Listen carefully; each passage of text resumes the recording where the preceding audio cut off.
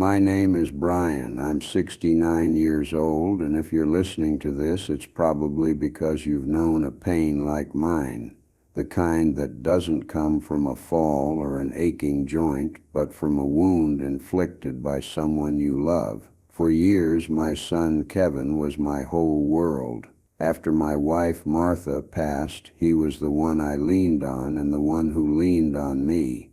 We were a team. We had our Sunday calls, our shared love for old war movies, our annual fishing trip to Lake Chelan. It was a simple, sturdy bond built over a lifetime, or so I thought. The bonds you think are forged in steel can turn out to be nothing more than glass, waiting for the right stone to be thrown. For me, that stone was named Janice. If you've ever had to fight for your own child's memory of you, then you know what I'm talking about. It's a special kind of hell. It's watching the person you taught to walk, to talk, to ride a bike, look at you with the eyes of a stranger, a hostile stranger, and it doesn't happen overnight. It's a slow poisoning, a master class in manipulation, and Janice was a Michelangelo of deceit. She didn't come in like a storm.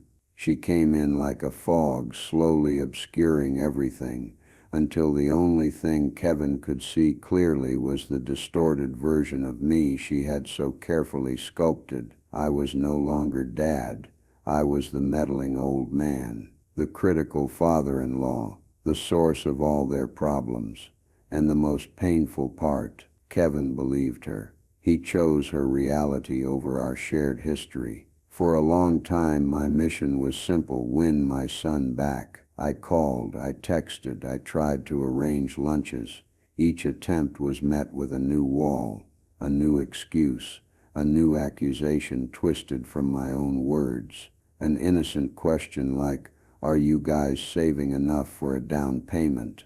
became, in Janice's retelling, "Your father thinks I'm a gold digger who can't manage money." My offer to help them fix a leaky faucet was twisted into, "Your dad doesn't trust you to be a man and take care of your own house." It was death by 1,000 paper cuts, and I was bleeding out watching my relationship with my only son wither and die on the vine. But then something inside me shifted. The grief, the desperation, it started to harden. It cooled and solidified into something else, something I hadn't felt in a very long time: resolve, cold, hard, and clear. My mission was no longer to win him back. That was a fool's errand. My mission was to show him the truth. I realized you can't save someone who doesn't know they're drowning. First, you have to show them the water. So I started building a case. A dossier. I began documenting her lies, her manipulations, the inconsistencies in her stories. With the help of a private investigator, I started to build a different kind of picture of the woman my son shared his life with. It wasn't about revenge, not at first. It was about proving that the person he needed saving from wasn't me. It was the woman sleeping in his bed. The day everything broke was a Tuesday. It was gray and drizzling, the kind of Seattle day that seeps into your bones. It was the day of my 70th birthday party, or what was supposed to be my 70th birthday party. Martha had always made a huge deal of milestone birthdays, and I'd wanted to keep that tradition alive. Not for me, really, but for the memory of her, for the sense of family she so cherished. I'd booked the private room at the Cannery, our favorite seafood restaurant downtown. I'd invited our small circle of family and close friends, my cousin Sarah and her husband, my best friend Frank, a few of my old colleagues from the engineering firm, and of course Kevin and Janice. Kevin had confirmed weeks ago. Of course Dad wouldn't miss it for the world, he'd said. I can still hear his voice on the phone, that easy warmth that had become so rare. It felt like a thaw, a tiny crack in the ice. I was sitting at the head of the long empty table, staring at the perfectly folded napkins and the unlit candle in the center of a small cake. 6 o'clock became 6:15. 6:15 became 6:30. My cousin Sarah kept shooting me worried glances. Frank, my oldest friend, a man who knows my silences as well as he knows my words, just sat beside me, his hand resting on his untouched water glass. He didn't need to ask. He knew. At 6:45, my phone buzzed. It was a text from Kevin, not a call, a text. I had to put on my reading glasses to see the small, sterile words. "So sorry, Dad. Something came up with Jen. Can't make it. Hope you have a great night. We'll celebrate soon. We'll celebrate soon." The four most dishonest words I'd ever read. They were a placating pat on the head, a dismissal. Frank read the message over my shoulder. He let out a low whistle. Something came up with Jen, huh?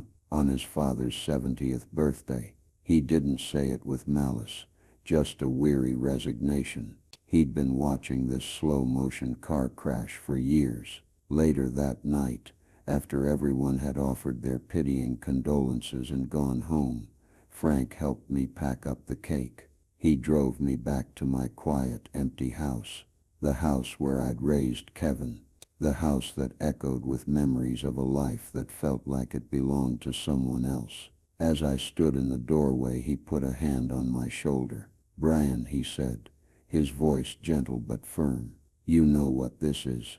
You can't keep pretending it's just a rough patch." I nodded, unable to speak past the lump in my throat. The final twisting stab of the knife came the next day. My cousin Sarah called. She sounded hesitant, uncomfortable. "Brian, I don't know if I should be telling you this, but I saw Janice's post on social media." My heart sank. I didn't do social media, one of the many things Janice had subtly mocked me for, calling me a dinosaur. "What post, Sarah?" I asked, my voice flat. "Well, she posted pictures from last night. It looked like they were at that new Italian place, Avanti, with her parents. She posted a picture of a wine bottle and the caption said, 'A surprise anniversary dinner for the best parents in the world. So glad we could make it.'" Sarah trailed off, a pained silence hanging in the air. A surprise anniversary dinner. That was the something that had come up. It wasn't an emergency. It wasn't a crisis. It was a choice. A deliberate, calculated choice to prioritize her family over me on my birthday, and to lie about it with a casual, dismissive text. That night, I didn't sleep. I sat in my old armchair, the one Martha always said I'd become a permanent fixture in, and I let the full weight of it all crash down on me. The years of subtle digs, the rewritten histories, the manufactured slights. I thought back to the beginning. Before Janice, Kevin and I weren't just father and son. We were friends. After Martha died, it was Kevin who'd insisted I come over for dinner 3 times a week. It was Kevin who helped me sort through her things, who sat with me for hours while I cried over old photographs. He was patient. He was kind. He was my rock. When he first met Janice, I was thrilled. She was bright, ambitious, charming. I remember thinking how lucky he was. She'd look at me with these wide, sincere eyes and say things like, "Brian, you have to tell me all the embarrassing stories about Kevin from when he was a kid." She seemed so eager to be a part of our family. Looking back, I can see it now. It was all a performance. The charm was a reconnaissance mission. She was gathering intelligence, learning the fault lines, the weak spots. The first sign of trouble was small, almost unnoticeable. I'd given Kevin and Janice a check for $5,000 for their wedding. "A little something to get you started," I'd said. A few weeks later, I was talking to her mother at the engagement party, a brittle woman with a permanently pursed-lipped smile. I mentioned something about helping them out, and she looked at me with genuine confusion. "Oh, that's so generous of you, Brian. Janice told me her bonus from work came through, and that's what they were using for the deposit on the venue. I was taken aback. Why would Janice lie about something like that? When I asked Kevin about it later, he got defensive. Dad, you're putting me on the spot. Janice was just proud she got a bonus. Don't make a big deal out of it. It was the first time he'd ever used that tone with me. That "you're the problem" tone. I let it go.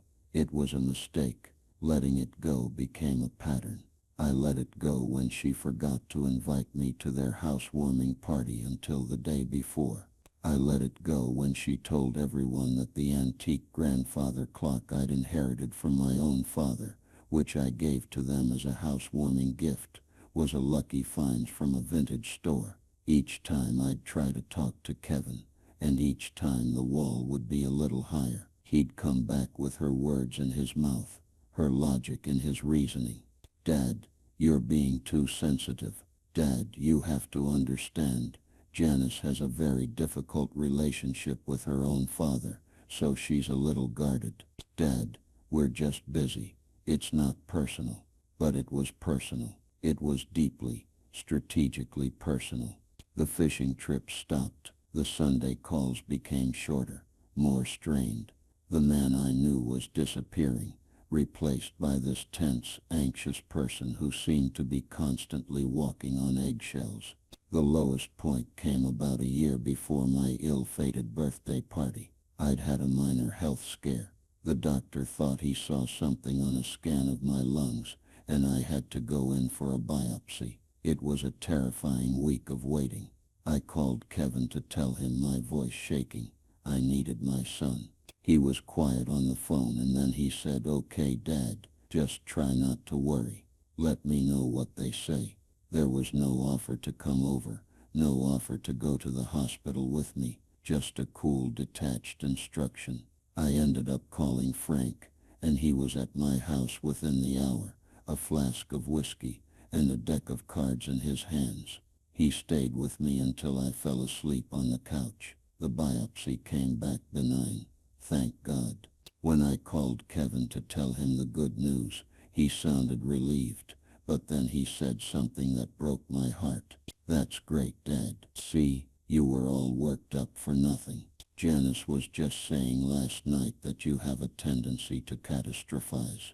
He didn't say, "Janice was worried about you." He said, "Janice was just saying." It was a diagnosis.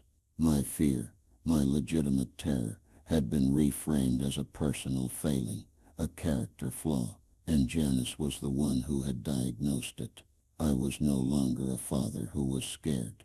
I was a man who catastrophizes. Sitting there in my armchair, the silence of the house pressing in on me, I replayed that conversation, the birthday text, the lie about the anniversary dinner. It was a mosaic of 1,000 tiny betrayals, and when you stepped back, the picture was horrifyingly clear. She hadn't just driven a wedge between us. She had systematically dismantled my son's perception of me, and by extension his perception of himself. She had isolated him and made him dependent on her version of reality. That was the moment the grief turned to ice. The sadness curdled into a cold, diamond-hard fury. It wasn't about being liked anymore. It wasn't about getting my son back through affection and pleas. That man, the one who called me for advice and laughed at my stupid jokes, was a hostage. And you don't reason with a hostage taker. You don't beg. You gather your forces. You plan your assault, and you go in. That night, sitting in the dark, I made a decision. I would stop playing defense. I would stop reacting to her attacks. I would go on the offensive. He was my son, and I had to save him from her, even if it meant I had to burn his whole world to the ground to do it. The war for Kevin's heart was over, and I had lost. But the war for his mind, that was just beginning. It wasn't about not yet. It was about liberation. My plan started not with a bang, but with the click of a mouse, opening a new, encrypted folder on my computer desktop. I named it Project Lighthouse. My goal was to shine a light so bright on Janice that Kevin would have no choice but to see the truth. The morning after my decision, the world looked different. The perpetual Seattle gray didn't seem so oppressive anymore. It was a cover, a perfect backdrop for quiet, methodical work. The first thing I did was buy a new journal, a sturdy leather-bound one. I was an engineer by trade for 40 years. I believe in blueprints, in data, in stress tests. I was going to approach this problem the same way I would a failing bridge, find the structural weaknesses, document them, and formulate a plan for reinforcement or, if necessary, controlled demolition. I started from the beginning. I wrote down every single incident I could remember, big and small, the lie about the wedding money, the forgotten invitation, the grandfather clock, the catastrophizing comment, the birthday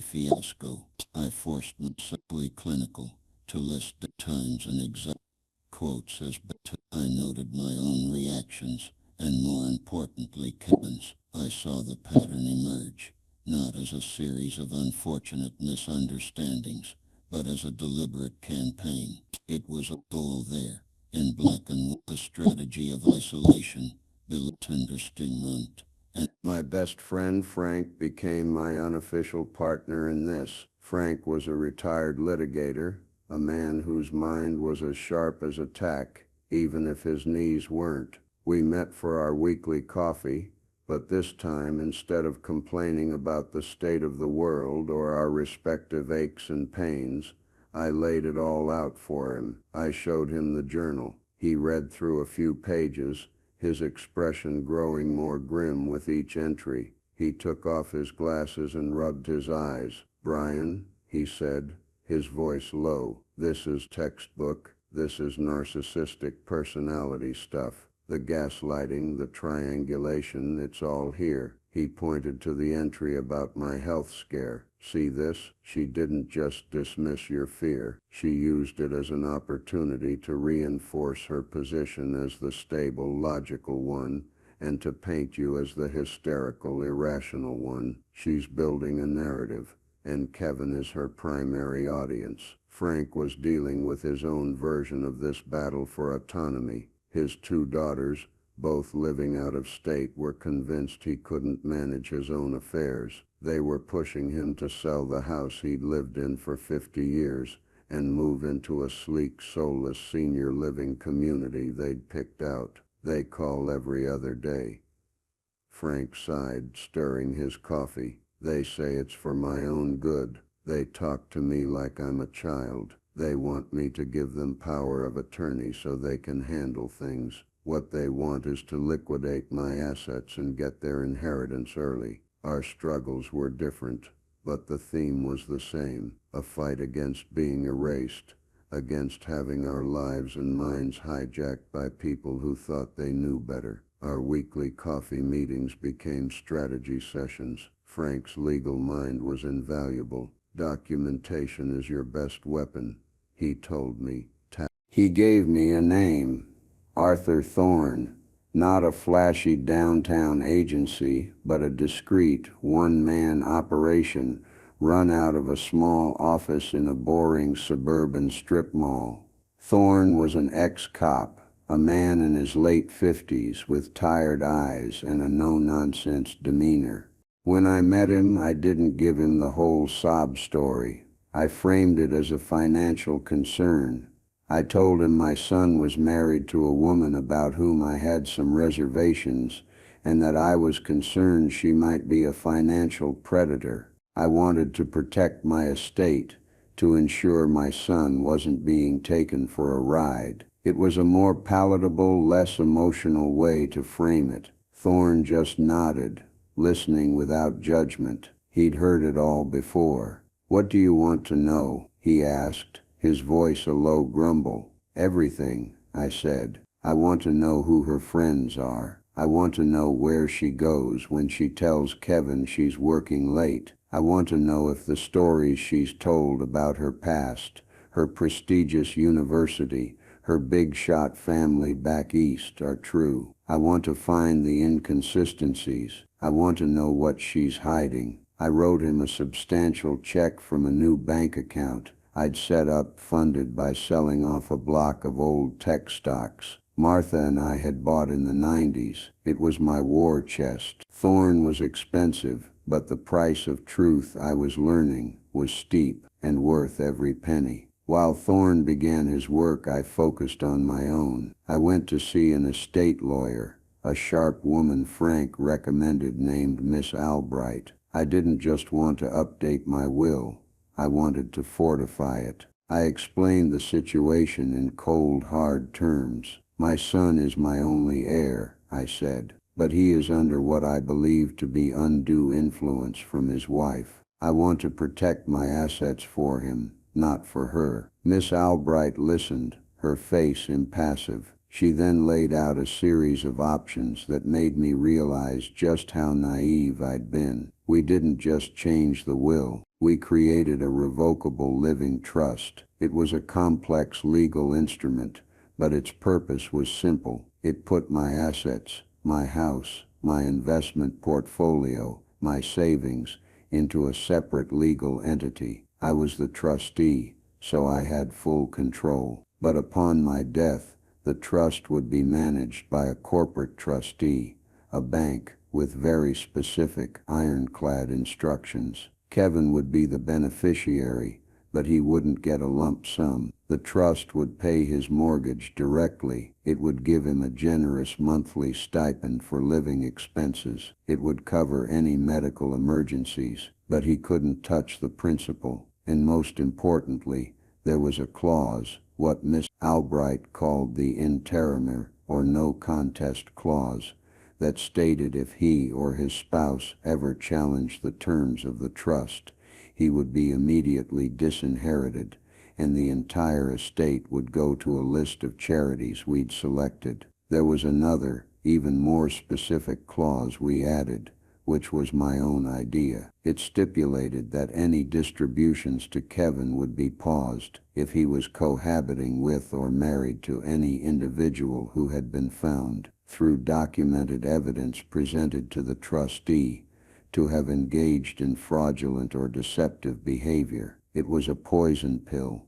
aimed directly at Janice. I was building a fortress around my legacy, a fortress designed to protect my son from his own wife. It was a strange, heartbreaking thing to do, creating a legal document that presumed your own child's vulnerability. It felt like a betrayal in its own right, but it was a necessary one. This was one of those times you have to be cruel to be kind, or at least, that's what I told myself. Thorne's first report arrived 2 weeks later, in a plain manila envelope. My hands trembled as I opened it. It was dry, factual, and utterly devastating. The first bombshell was small, but significant. Janice had claimed to have graduated summa cum laude from a prestigious East Coast university. A simple background check by Thorne revealed she had attended for 2 years before dropping out. Her degree from a much less prestigious state school was in general studies, not the high-powered finance degree she'd always boasted about. It was a lie about status, about intellect, a foundation lie. If that was false, what else was? The reports kept coming. Thorne was meticulous. He had a gift for blending in. He uncovered that Janice's late nights at the offices often coincided with drinks at upscale hotel bars, not with other men,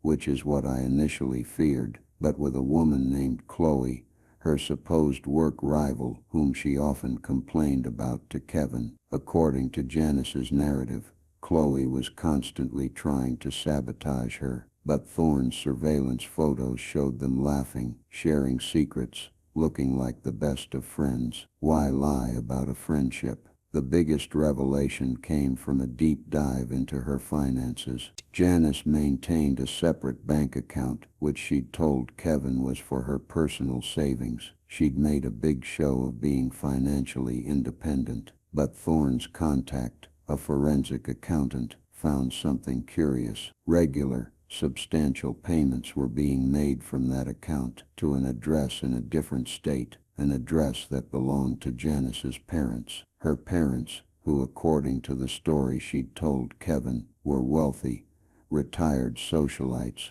who didn't need a dime. The narrative she'd spun for Kevin was that she was the competent, successful one, and I was the bumbling, critical old man who didn't understand their modern finances. The reality was that she was siphoning money from their joint account, laundering it through her personal account, and sending it to her parents, likely to cover their debts or fund their lifestyle. She wasn't just lying, she was embezzling from her own husband. I took every report, every photograph, every financial statement, and I placed it in a clear plastic sleeve. I organized them in a thick, 3-ring binder. The dossier grew, week by week. It was my secret project, my cold comfort in the long, quiet evenings. It was a testament to the truth, a truth that was uglier than I could have ever imagined. One evening, Frank came over. He'd had another difficult call with his daughters. They'd found a realtor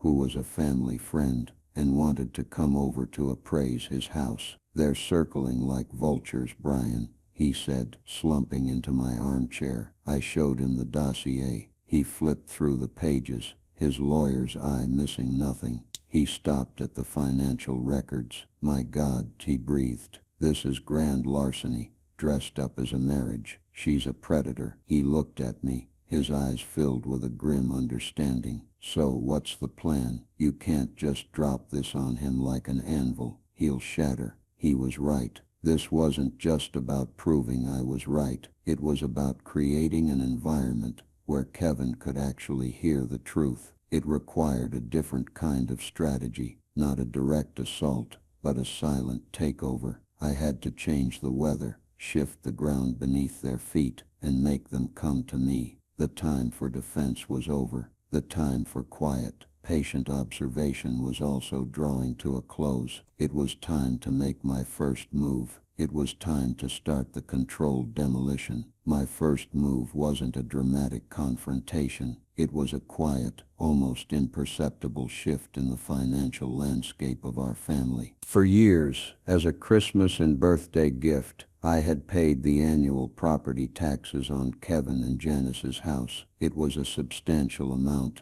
a holdover from a promise I'd made to Martha that we'd always help our boy get a solid start. It was one of those things that had become an expectation, a silent subsidy to their lifestyle that they had long since stopped acknowledging with anything more than a cursory "Thanks, Dad." Janice, I knew from a stray comment Kevin had once made, referred to it as the old man's guilt money. This year, the tax bill, which was mailed to my address as a matter of convenience I'd set up years ago, arrived in mid-November. I looked at the crisp official envelope from the county assessor's office. In previous years, I would have opened it, written a check from my main account, and mailed it off without a second thought. This time, I did something different. I slid the unopened envelope into another larger one. I put a single stamp on it and mailed it to their address. I didn't include a note. I didn't send a text. I just forwarded it. Silence,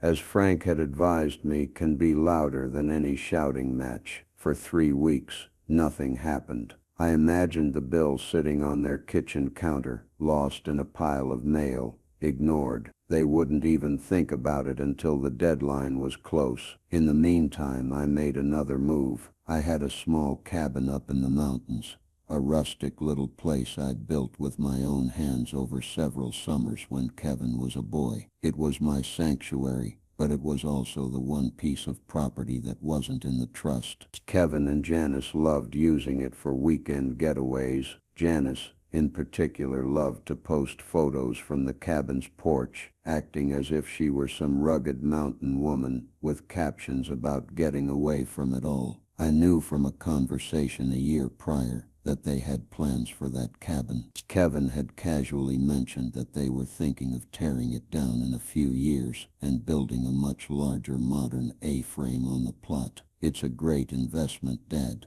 he'd said. his words echoing Janice's ambition. They saw it not as a place of memories, but as a future asset, an inheritance. I called a real estate agent Frank knew, a woman who specialized in recreational properties. I told her I wanted a quiet, quick sale. No sign, no public listing. She knew a dozen people in the city looking for exactly that kind of property. Within a week, she had a cash offer from a young doctor and his family. It was a fair price, and I accepted it immediately. I signed the papers in Miss Albright's office. The money was wired directly into my new fortified bank account. The sale was final, and again, I said nothing. I waited. The first tremor hit just before Christmas. It was a frantic call from Kevin. I let it go to voicemail. His message was breathless, panicked. Dad, call me back. It's an emergency. We just got a final notice from the county. They're saying the property taxes are delinquent, and they're going to put a lien on the house. Did you forget to pay them? What happened? There it was. Not, hey Dad, we got the bill. Thanks for sending it. We'll take care of it. But an immediate accusation. You forgot. You did something wrong. The dependency was so ingrained he couldn't even of a world where he was responsible for his own bills. I waited a few hours before calling him back. I kept my voice calm, neutral. Hi son, I got your message. What's going on? He practically yelled into the phone. The taxes, Dad. The house. You didn't pay them. No, Kevin, I didn't, I said, my voice even. I mailed you the bill about a month ago. I figured since you two are doing so well you'd want to handle that yourselves from now on. It's a big responsibility, owning a home. There was a stunned silence on the other end of the line. I could hear Janice's sharp voice in the background. What did he say? What's he talking about? Kevin came back on, his voice lowered, but tight with anger. Why didn't you tell us? You just mailed it? Dad, we could have lost the house. It's just a delinquency notice, Kevin, not an eviction, I said calmly, using the kind of tone one uses with a flustered child. You just have to go down to the county office and pay it, along with a small late fee. It's an easy fix, Dad. We don't just have that kind of money lying around right before Christmas, he sputtered. I paused, letting his words hang in the air. This was the moment. Well, son, I said, my voice still gentle, you could always sell the cabin. I'm sure that would cover it and then some. Another silence. This one heavier, colder. What are you talking about? He asked, his voice barely a whisper. The cabin. I sold it a few weeks ago, I said, as if discussing the weather. Got a great cash offer. The market for those mountain properties is really hot right now. I could practically hear the gears grinding in his head. The reality of the situation crashing into the comfortable fiction he'd been living in. I heard Janice shriek his name in the background. She grabbed the phone. Brian, what have you done? She hissed, her voice dripping with venom. The charming, respectful mask was gone, revealing the grasping, furious woman underneath. Hello, Janice, I said coolly. I'm not sure I understand the question. I sold a piece of my own property. That was our cabin. That was for us, for our future. You had no right. Actually, I said, and I allowed a small cold smile to touch my lips. According to the deed and the county records, I had every right. It was my property. I believe the new owners are very happy with it. I heard a crash like she'd thrown the phone against a wall. The line went dead. I sat back in my chair, my heart pounding but not with fear. It was the thrill of a plan perfectly executed. The first cracks in their foundation had appeared. I had taken away their safety net and a piece of their unearned future in two simple, quiet moves. They were now off balance, and I knew, with absolute certainty, that this was only the beginning of their panic. The fallout from the cabin sale was immediate and glorious. It was like I had kicked a hornet's nest that was already precariously balanced on a cliff's edge. My phone, which had been silent for months, suddenly lit up with a barrage of texts. They were a fascinating study in escalating panic. First came the confusion from Kevin. "Dad, we need to talk about this. This isn't right." Then came the raw fury from Janice, likely sent from Kevin's phone. "How dare you? After everything we've done for you, you are a cruel, selfish old man." That one almost made me laugh. Everything they had done for me. The delusion was breathtaking. I followed Frank's advice to the letter. I didn't respond to a single message. I let them scream into the void. My silence was a mirror, forcing them to confront their own frantic, ugly reflections. This is when the power shift truly began, not just with Kevin, but within the wider family. My cousin Sarah called me a few days after the explosion. "Brian, I hope you don't mind me calling," she began, her voice cautious. But I had the strangest conversation with Janice. My ears perked up. "Go on," I said. "Well, she called me completely out of the blue." "Cousin, well, she called me completely out of the blue. She was trying to be subtle, but she was basically asking if you were all there. She was asking if I'd noticed you being forgetful or confused. She used the phrase cognitive decline. She told me she and Kevin were just terribly worried about you selling the cabin and that you might not be capable of managing your own finances anymore." I felt a chill run down my spine, but it was quickly replaced by a surge of vindication. This was her counter-move. She wasn't just trying to paint me as cruel, she was trying to paint me as incompetent. It was a classic elder abuse tactic: lay the groundwork to seize control. "And what did you say, Sarah?" I asked. "I told her that the last time I saw you, you were sharper than my own husband," Sarah said with a dry chuckle. "I told her you seemed more clear-headed than you have in years." She got very cold and ended the call quickly. "Brian, what she's doing is just poisonous." It was the first external validation I'd had from a family member. Sarah had seen the mask slip. Janice, in her panic, had overplayed her hand. She had assumed everyone else in the family saw me through the same distorted lens as Kevin. She was wrong. The family wasn't a monolith. They were individuals, and they had eyes. The family exodus, as I came to think of it, had begun. People were quietly stepping away from Janice's sphere of influence. My old fishing buddy Dave called to say that Kevin had bailed on their planned trip, and Janice had later called him to complain about how much stress I was putting them under.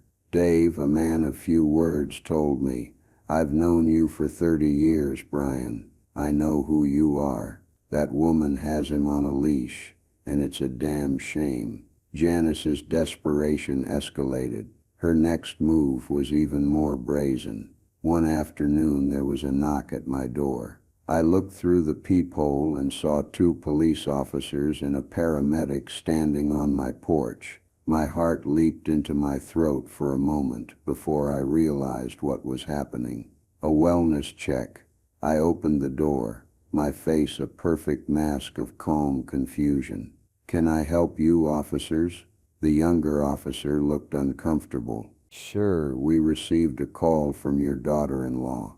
"A Janice Miller?" "She was concerned for your well-being. Said you hadn't been answering your phone, and she was worried you might have had a fall." I almost smiled. It was so transparent. I hadn't answered their calls, but I'd spoken to Frank and Sarah just that morning. "My daughter-in-law?" I said, feigning surprise. "Oh, that's thoughtful of her. But as you can see, I'm perfectly fine. I was just in the middle of preparing my lunch." I gestured towards my kitchen, where a half-made sandwich sat on the counter. The paramedic gave me a quick once-over, asked me a few standard questions, and quickly determined I was in perfect health and of sound mind. "I'm sorry to have bothered you, sir," the older officer said, giving me a knowing look. "It seems there was a misunderstanding."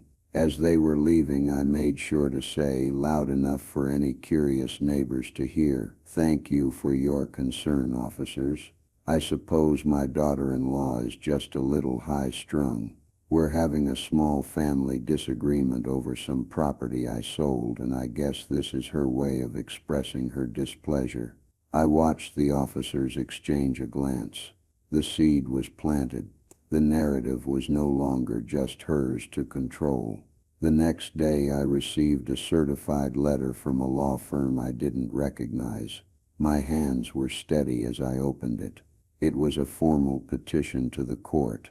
Janice and Kevin were attempting to establish an emergency conservatorship over me, citing my erratic behavior selling the cabin, my isolations not responding to their calls, and my inability to manage my own affairs. They had attached a statement from a doctor I'd never heard of, attesting that, based on Janice's descriptions, I was likely suffering from a condition that warranted immediate intervention. It was a declaration of war, but they had no idea I was already armed to the teeth.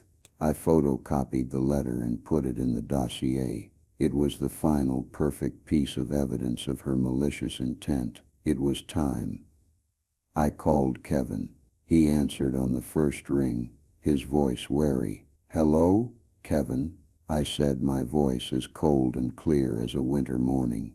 "You and I are going to have a meeting. Tomorrow, at my house, 10 a.m. You will bring Janice, and you will bring your copy of the legal petition you sent me." "Dad, listen. We were just worried," he started. I cut him off. 10 a.m., Kevin. If you are not here, I will be forwarding a copy of my own file to your employer's HR department, to your mortgage lender, and to the IRS. Am I clear? The threat was a bluff, mostly, but it was delivered with the weight of absolute conviction. I heard him swallow hard. "We'll be there," he said, his voice small. The stage was set. The audience was summoned. It was time for the curtain to rise on Project Lighthouse. They arrived at 10 a.m. sharp. Kevin looked haggard, his face pale and drawn. He wouldn't meet my eyes. Janice, on the other hand, was a study in defiant confidence. She strode into my living room as if she owned it, her chin held high. She was dressed in a sharp, dark pantsuit, ready for battle. She thought this was her moment of victory, the final push to have me declared incompetent and seize control of my assets. She had no idea she was walking into an ambush. I had them sit on the sofa, the same sofa where Kevin had sat as a boy, watching cartoons on a Saturday morning. I remained standing. I had placed the thick black dossier on the coffee table between us. Janice eyed it with a flicker of curiosity, but no fear. She probably thought it was just a collection of old bills or photos. "Thank you for coming," I began, my voice devoid of emotion. "I received your legal notice yesterday. It was illuminating." Janice gave a small, rehearsed-looking sigh. "Brian, we didn't want it to come to this. We are just so worried about you, selling the cabin like that, cutting everyone off. It's not you." "No," I said, my eyes locking onto hers. "It's not. The old me, the me you've both become so accustomed to, would have let you walk all over him. He would have apologized for upsetting you, but that man is gone. You killed him. So allow me to introduce myself." I picked up the dossier. It felt heavy in my hands, a solid weight of truth. "You've been telling a story for a very long time, Janice. A story about a meddling, critical, incompetent old man and his long-suffering, dutiful son. It's a compelling story, but it's fiction. This," I said, tapping the binder, "is non-fiction." I opened it to the first page. It was a copy of the background check from Thorne. "Let's start at the beginning, shall we? You told Kevin, and everyone else, that you graduated summa cum laude from Brown University. According to the registrar's office, you dropped out after your sophomore year with a 2.1 GPA. Your actual degree is from a state university in Rhode Island. A small lie, perhaps, but a foundational one, wouldn't you agree?" Janice's face paled slightly. Kevin looked from the paper to her, a flicker of confusion in his eyes. "What is this?" he asked. I ignored him and turned the page. And your family, the wealthy high society parents back in Connecticut, according to public records, your father declared bankruptcy twice in the last decade, and they live in a rented condo in a retirement community in Florida. Which brings me to these. I pulled out the bank statements Thorne's accountant had analyzed. I laid them on the table. These are from your secret savings account, Janice. The one you told Kevin was for your own personal nest egg. And these are the corresponding statements from your joint checking account with my son. Funny, isn't it? How every time a large round number is transferred from the joint account to your secret account, a nearly identical amount is then wired to your parents in Florida a day or two later. Kevin leaned forward, grabbing the papers. His hands were shaking as he scanned the numbers, the dates, the transfers. Jan, what is this? Is this true? He whispered. Janice's composure finally cracked. It's not what it looks like, she snapped, her voice high and strained. My parents needed some help. I didn't want to burden you. Burden me. Kevin looked up at her, his face a mask of disbelief. You told me your parents were lending us money last year when we were short on the car payment. I turned another page. It was a series of surveillance photos. Janice and her work rival Chloe, laughing together at a bar. And here is Chloe, the woman who is constantly trying to sabotage you at work. She seems to be your closest confidant. Why lie about that, Janice? Unless you needed a constant source of drama, a perpetual villain, to keep Kevin feeling protective of you. I didn't stop. I was relentless. I showed him the transcript of my cousin Sarah's call, detailing Janice's attempt to paint me as senile. I showed him the police report from the wellness check, with my statement about the family disagreement noted. And then, I laid the final document on the table, the petition for conservatorship. And this, I said, my voice dropping, this is the end game. This was never about my well-being. This was a hostile takeover. You saw my assets, my home, my savings as a future windfall that was being mismanaged by an old fool. You just had to get him out of the way. I finally looked at my son. His face had crumbled. The confusion, the anger, it had all dissolved into a raw, devastating dawning of the truth. He was looking at his wife, as if for the first time, seeing the stranger I had seen for years. Janice, he said, his voice cracking, tell me it's not true. Janice stood up, her face twisted in a snarl of pure hatred, all pretense gone. He's twisting everything, she shrieked, pointing a trembling finger at me. He's a manipulative old bastard who has always hated me. He's trying to poison you against me, Kevin. Who are you going to believe, him or your own wife? And that was her final fatal mistake. She had made it a choice. For years she had eroded my credibility so that when this moment came, the choice would be obvious. But she hadn't counted on the evidence. She hadn't counted on the cold, hard facts. Kevin looked from her furious, contorted face to the stack of papers on the table, the bank statements, the photographs, the lies, all laid bare. He didn't look at me. He just slowly shook his head. All this time, he whispered, to himself, more than to anyone else. All this time, he stood up,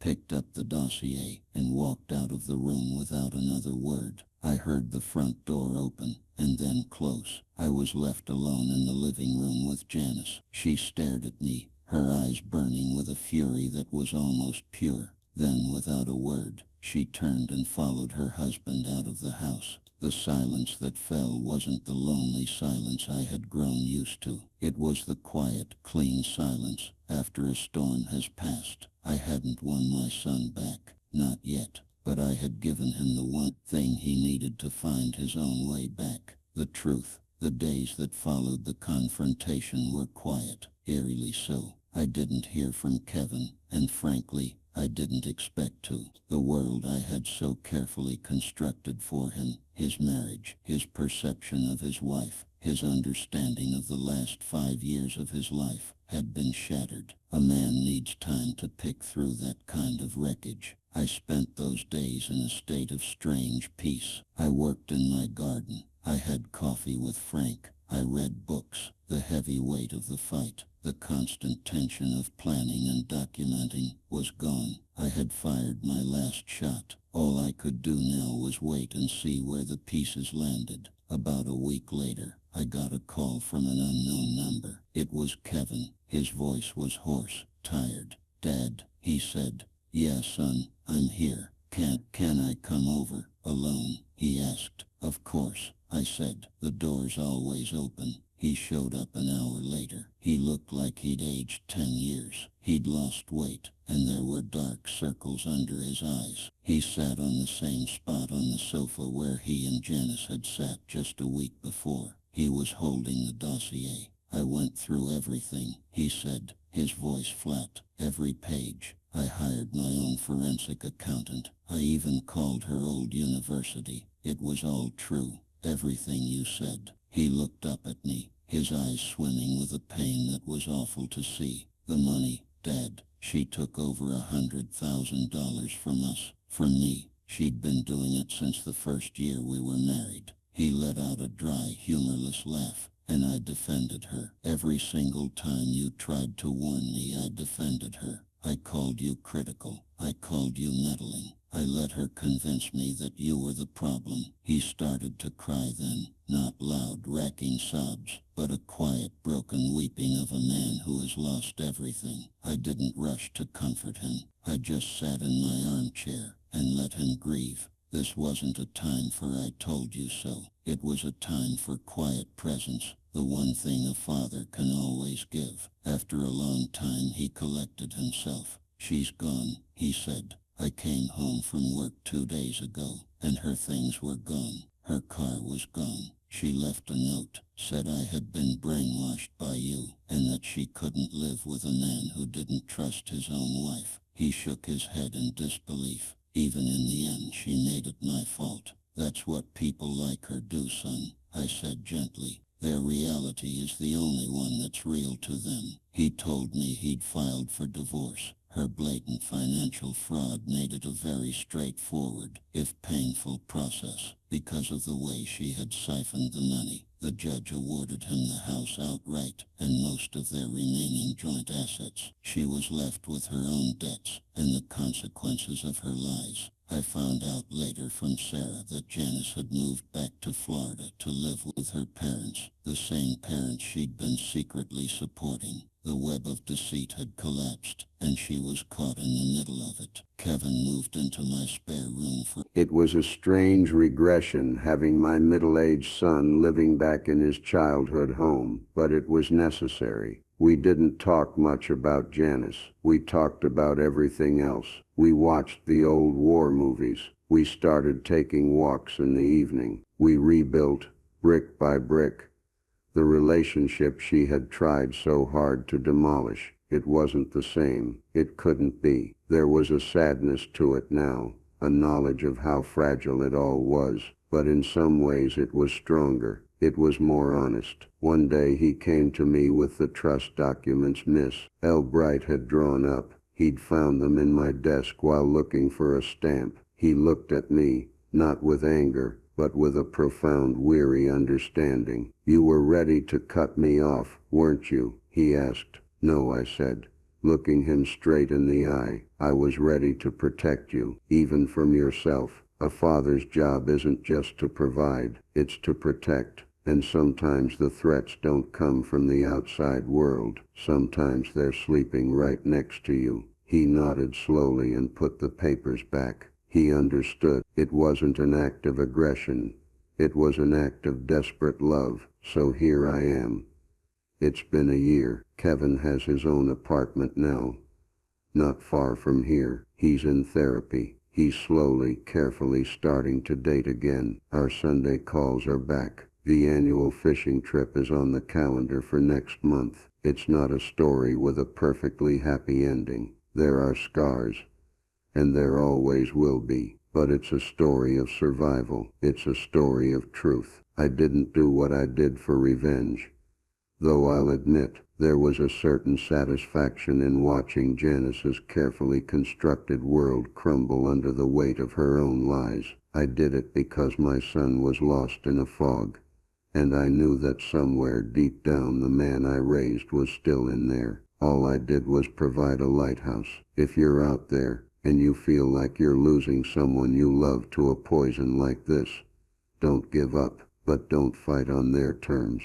Don't argue, don't plead. They control that battlefield. Instead, be patient, be methodical, be an engineer of the truth. Document everything. Build your case, not to destroy but to illuminate. Sometimes the only way to save someone is to arm them with a truth so undeniable that it shatters the beautiful, comfortable lie they've been living in. It will hurt. It will be the hardest thing you ever have to do. But a life built on truth, no matter how painful, is always better than a life lived in a gilded cage of deceit. Thank you for listening to my story. If it helped even one person feel a little less alone, then it was worth telling. Please, share your own stories in the comments below, and remember to subscribe for more tales of justice and vindication. You are not alone in this fight.